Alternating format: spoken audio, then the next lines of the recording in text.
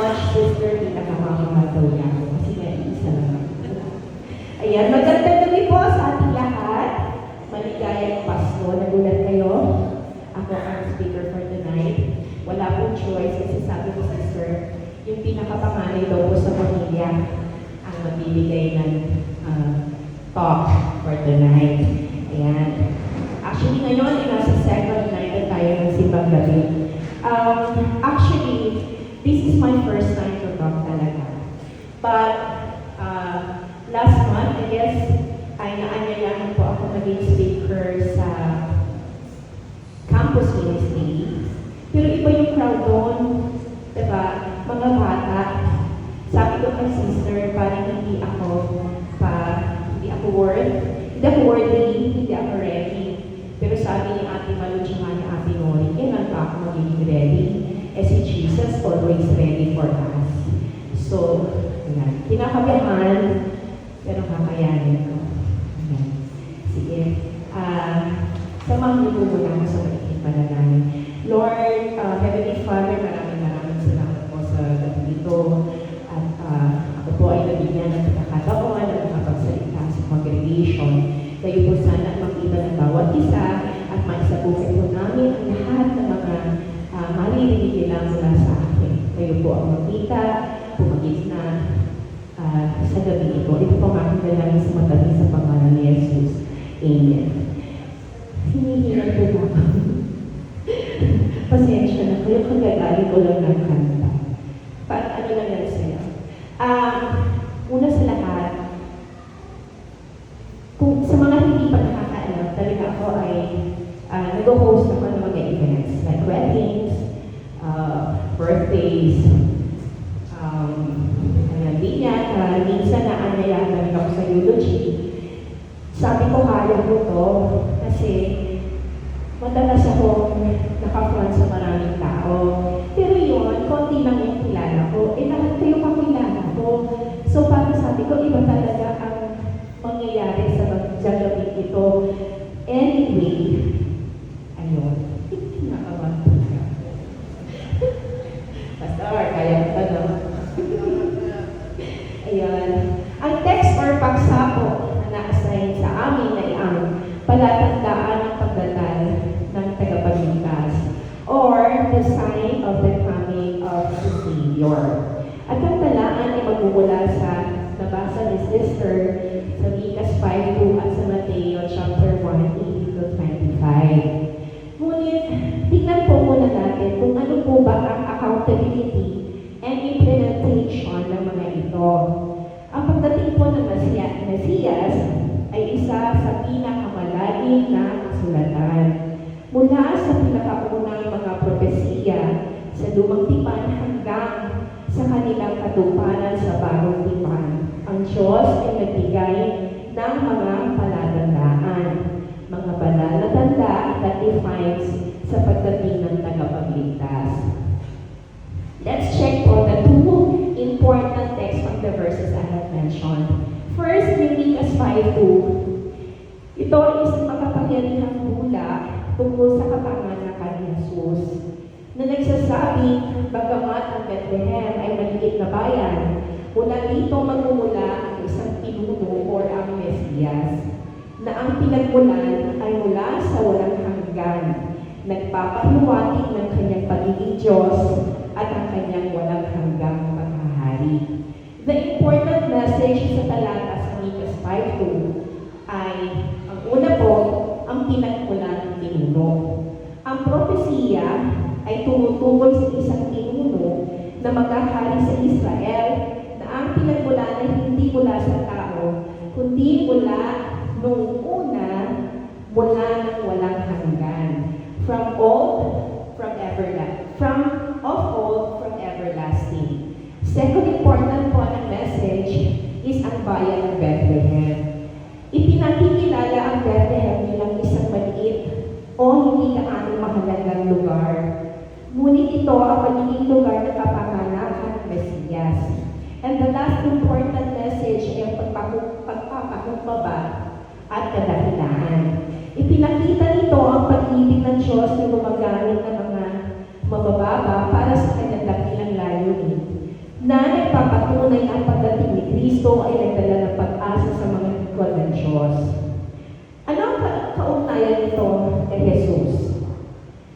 Ito ay pagtupad ng propesiya. Ito ay direktang tumutukoy kay Jesus na isinilang sa Bethlehem bilang ang Mesiyas na pinangako na nagpapatunay ng kanyang banal na pinagmulan. Kaugnayan din, Jesus ay ang mabuting pastor. Siya ay nilarawan bilang isang pastor na maghahari ng may lakas at kapangyarihan. And lastly, ang pag-asa at kapayapaan. Ang mensahe ay nagdadala ng pag-asa para sa kapayapaan at kaligtasan para sa mga mananampalataya na ang kadakilaan ni Kristo ay mararanasan ng buong mundo. Sa Mateo chapter 1:18 to 25 naman po, kumuha lang po ako ng konti.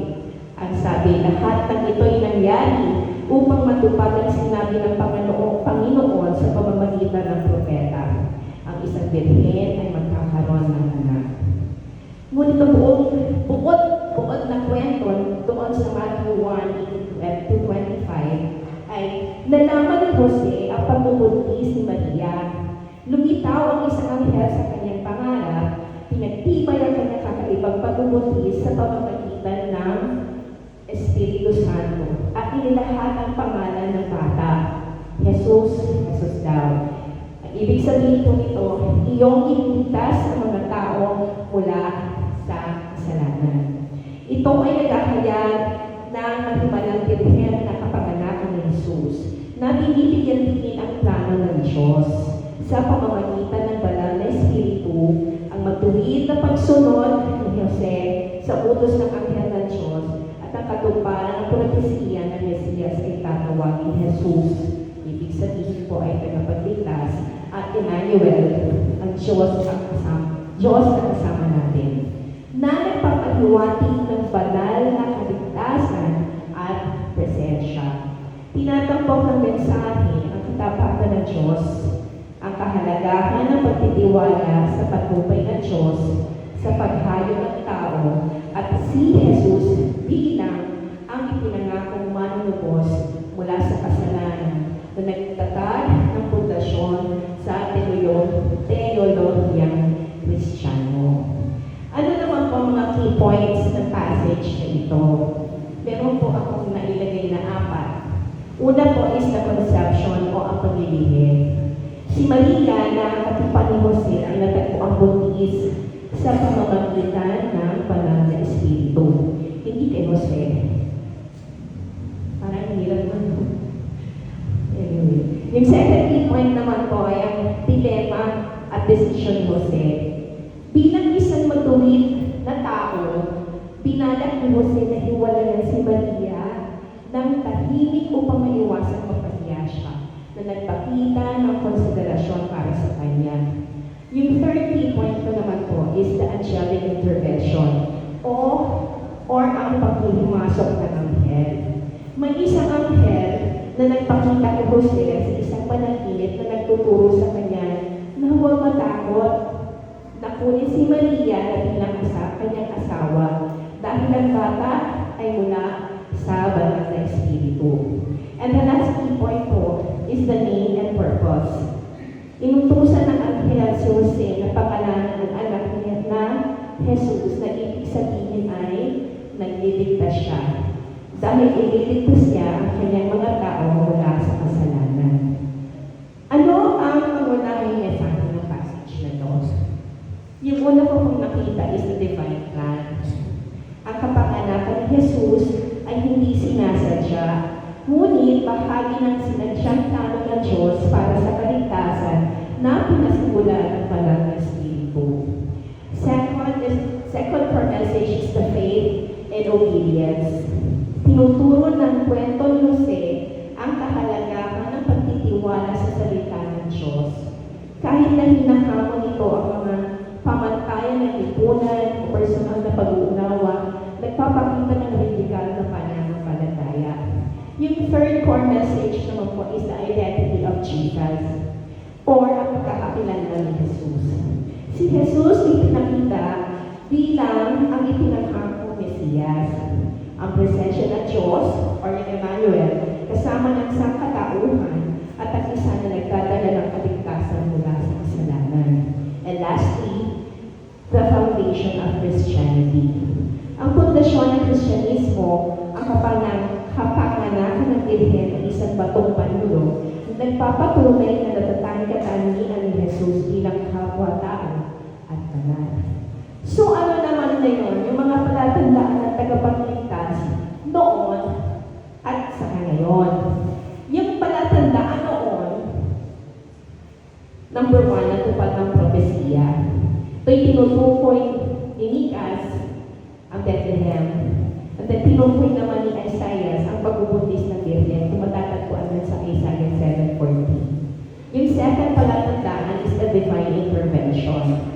Mga mensahe mula sa mga anghel, tsaka yung kakaibang pagbubuntis. Yung third palatandaan noon, yung talagang pagsasabi. Si Jesus bilang bagong David, ipinanganak sa lungsod ni David. Ano naman po ang mga palatandaan ngayon? Kahit na hindi na natin hinihintay ang unang pagdating, nananatili ang simbahan sa pagitan ng nangyari na at hindi pa nangyari. Ang mga palatandaan ng pagkakaroon ng tagapagligtas ngayon ay parehong spiritual at practical. Number 1 ng palatandaan ngayon is ang Espiritu Santo sa loob. Ang pinakamalaking palatandaan ngayon ay Espiritu Santo na nananatili sa mga mananampalataya. Ito ay matatagpuan naman sa Roma 8:9 at saka sa unang Korinto 3:16. Tulad ng sinabi ni Jesus, naninirahan ako kasama ninyo palagi. Number 2, pagbabago ng buhay. Kung saan nawawasak ang kasalanan, tumutubo ang pagmamahal at nagaganap ang katarungan. Doon ay gumagawa ng tagapagligtas. Yung third naman na palatandaan ko ngayon ang simbahan bilang palatandaan. Isang community na nakikilala sa kapapatawad, awa at pagkakaisa. Nagpapakita ng Emmanuel sa mundo. And fourth, pag-asa sa gitna ng krisis. Sa personal na pagsubok, global na kaguluhan, o moral na pagbagsak, ang patuloy na pag-asa sa pagbabalik ni Kristo ay isang palatandaan ng kanyang pagiging Panginoon.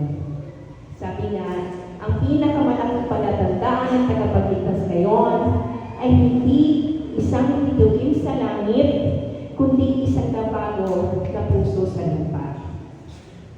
Ang applications naman po para sa kasalukuyan generation, number 1, kilalanin ang palatandaan. Tulad ng tinignan ng mga mali o mga pantas o mga bituin, dapat nating maunawaan ang mga spiritual na katotohanan sa pamamagitan ng kasulatan, panalangin, at tinig ng Espiritu, hindi lamang sa mga pangyayaring pisikal.